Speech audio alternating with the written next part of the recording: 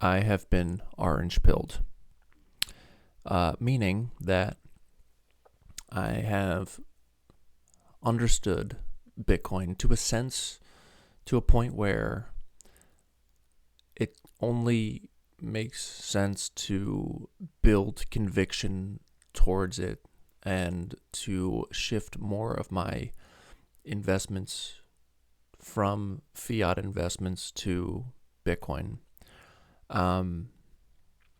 In recent research, I've just found that it makes sense, and the more I study it, I bought the book, The Bitcoin Standard.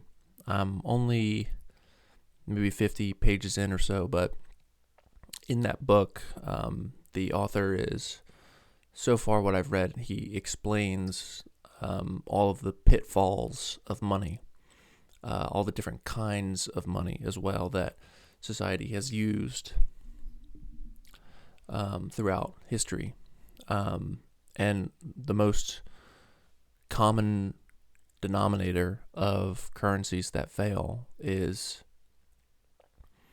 a low stock to flow ratio.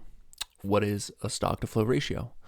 So its stock is the current existing supply, and the flow is how many new units of that currency are added to the stock every year. So if you have a high stock to flow ratio, that is considered sound money. So that means it's hard for more money, more units to flow into the existing supply. So, like, for example, gold, that's a pretty sound money because it has a high stock to flow ratio, meaning it's hard to mine gold. It takes, physical labor, and you have to go into the earth and find the ore, and then refine it into the ingots and then sell it. It takes a lot of work to make gold. But at the same time with gold, we don't know how much gold is actually here on Earth. Like someone could eventually make like a huge gold discovery, and that would add a shit ton of gold to the existing gold supply, which would decrease the value. Another way I think about it is like TVs at Best Buy. Like if there was just one TV that was like, super ultra HD, 16K TV, ultra wide, whatever, and there was just one of those, it would be really valuable because everybody, mostly everyone, would be wanting that TV.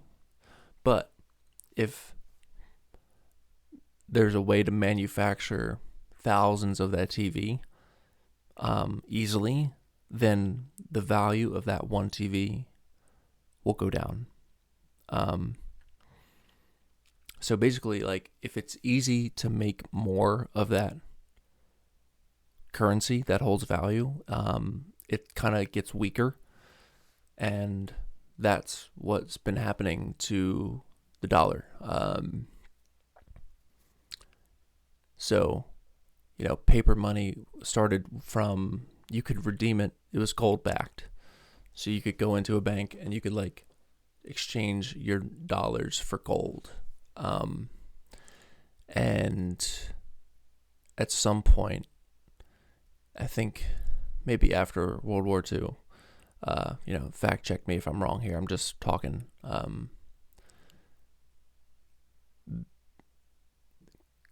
The government suspended the gold backing of the dollar, so you couldn't exchange your dollar for gold anymore. And then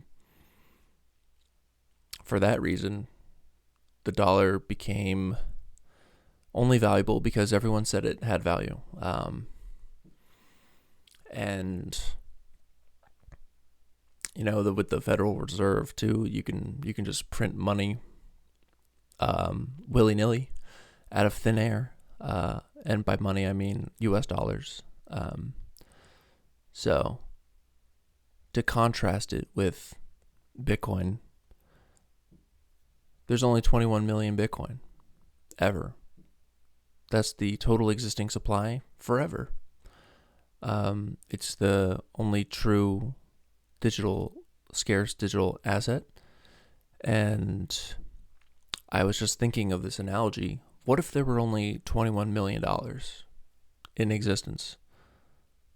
How valuable, how much could you buy with $1 if there were only 21 million shared amongst 8 billion people? That's how I see Bitcoin. Like, it's scarce, it's valuable. And you could say Bitcoin's not valuable, Bitcoin's worthless. Great, send me one then. I'll send you my address and you can send me a Bitcoin if it's not valuable. Yeah, I mean, I've just kind of been engulfing myself in podcasts, on Twitter, and the subreddit, and I just hear it all the time, just now it's getting like drilled into my head, like all of the amazing things that Bitcoin can do. It can solve many problems. A lot of problems, modern problems, stem from inflation. Prices keep getting higher.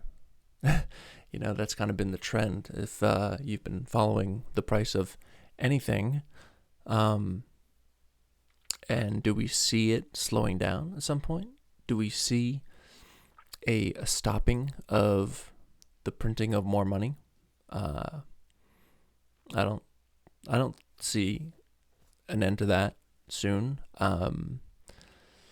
So luckily, I've also been studying the technology of Bitcoin as well, blockchain technology. It uses math, a SHA-256 hash function to encrypt a block of transactions, and then there has to be a certain calculation made called a nonce. That calculation of the nonce allows the block to be valid, essentially, by creating a certain hash that says, like, the first 7 digits of this hash are 0. So you have to find a nonce that brings about that result. And that the finding of that number to validate the block is called mining. So there is proof of work there. Just like proof of work is important for a currency. Like, if you don't have proof of work, then what your currency is kind of worthless. Like, you could just, like, if you had like a printer, like a big money printer, and you could just print off thousands of dollars in minutes. I guess the machine printing the dollars is the work, but it feels like that would still add to the existing supply too quickly, and it wouldn't give time for the existing supply to circulate more and just maintain its soundness of money. Printing thousands of dollars in minutes definitely devalues the existing supply. It just makes sense that is the consequence of that. And I feel like someone in this space who's just like really gung-ho on Bitcoin could put themselves into an echo chamber, where all they hear is, yeah, Bitcoin, Bitcoin, Bitcoin, yeah, that's the way. Sometimes I feel like it's a little cultish.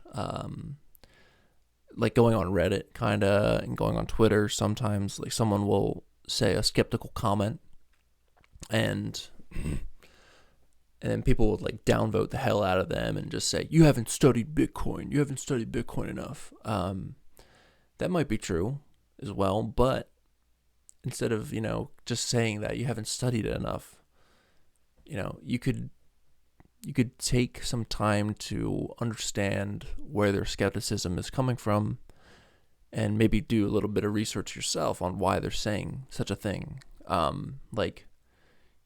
For example, like someone says Bitcoin's gonna 100x, and then that reply to that would be, yeah, but its market cap would have to 100x as well. And well, someone would say Bitcoin will 100x in 20 years. And then someone would say you have to 20x the market cap in 20 years to achieve that. Like, that sounds impossible. And if you're in the mind of fiat, that makes sense, because, that's just a huge jump to make, right? Like, for that much money to flow into an asset. But then if you think in terms of Bitcoin, market cap is kind of irrelevant, because, again, the existing money supply keeps increasing. The pie keeps growing. So if people can just print money willy-nilly forever, who's to say that, 100x is a very unlikely thing? It sounds like it could be possible. Also, everything in terms of Bitcoin has been decreasing lately. Not, like that's the trend. Obviously, history can't predict the future. The past can't predict the future. But there's certain convictions that, you don't have to make, but life gets more interesting with conviction. So I would say following that trend of everything getting cheaper in terms of Bitcoin, like, maybe 10 years ago, you would need maybe like 10,000 Bitcoin to buy a house. Now, today, you need 5 Bitcoin. And what about 10 years from now? Maybe you'll need 0.1 Bitcoin to buy a house. So basically, it's all really interesting. I am very fascinated by that conversation of like what's the potential of Bitcoin. I would say I'm pretty bullish on it myself. I think it's a good idea to invest in it. That's my opinion. That's not financial advice. Don't just start investing because I say it's a good idea. Do your own research first. But I think there's a lot of potential here. I remember people, just as an example, Andrew Murnane from Dualistic Unity. I remember him talking about Bitcoin a few years ago, 2022 or 2023 maybe, and he was like, "Oh yeah, man, like, he said that most of his wealth was in Bitcoin." And in my mind, I wasn't, paying that much attention to it. So I said, "Oh, that's great." And then kind of brushed it off. But now I'm at this point in my life where I'm just wanting I don't want my hard work to be devalued by the printing of money. I'd like to store my income in something that will last throughout time. And I think it's just a way to great way to store your money right now. It's all very speculative. Like, will Bitcoin be the currency of the future? Um, I'm not sure, but if it gets to that point, wouldn't you want to have some now, just in case it becomes the currency of the future? So that way you'll be able to um, live an enjoyable life. Because if you stay at zero, if you only have fiat right now, you have a chance of not being able to purchase much in the future. I think if you want to, maintain a nice quality of life that maybe is similar to yours now, or maybe you're not having that high quality of life and you wish to achieve a higher quality of life, start buying some Bitcoin. Other people will say, we've missed the boat. Bitcoins are already at 100,000. Again, I think you're thinking in terms of fiat, like that there's some sort of peak to Bitcoin. The only way I could see there being a peak to Bitcoin is if money stops, like dollars stop being printed, fiat money stops being printed. That's where I could see it having a peak. But if the money printers aren't stopping, I would say Bitcoin has no peak. There's a saying in the community, Bitcoin has no top because fiat has no bottom. So, if any terms I'm saying also confuse you in any way, just do some research, do some Googling, some ChatGPT, and you'll get up to speed. And other people will say, Bitcoin is a digital asset. They can't really see it, right? Like, it's not like gold where you can see gold, you can store gold under your bed, or, but I mean, how much time do you spend on your computer these days? Like, obviously there's value in the digital world. Like, it's just almost, it's hard to minimize your exposure to technology these days. So I see a trend towards a digital world, and I think Bitcoin is it's kind of a truth mechanism in the digital world, in that anyone can audit the blockchain. Every transaction is public. You can see which addresses have what. Can you see who has those addresses? I'm not sure. But either way, it can all be traced back to the first block. And I just think it's better to have some than none. Even if you want to put in 20, maybe you put in like $5 a week, right? I mean, what's the worst that can happen? It's just $5 a week. So, yeah. I think I will end that video here. Like I said, I've been orange pilled. I've kind of just been in this whole Bitcoin world this last month or so. I really started getting into it early April when the tariffs were announced, and the only thing that didn't fall was Bitcoin. So, yeah, my investment portfolio is shifting from fiat to Bitcoin. Maybe one day I'll be all in, but I can see that happening more and more every day. But yeah, do some research yourself, and if you have any questions for me, feel free to reach out. Other than that, that's it. See ya.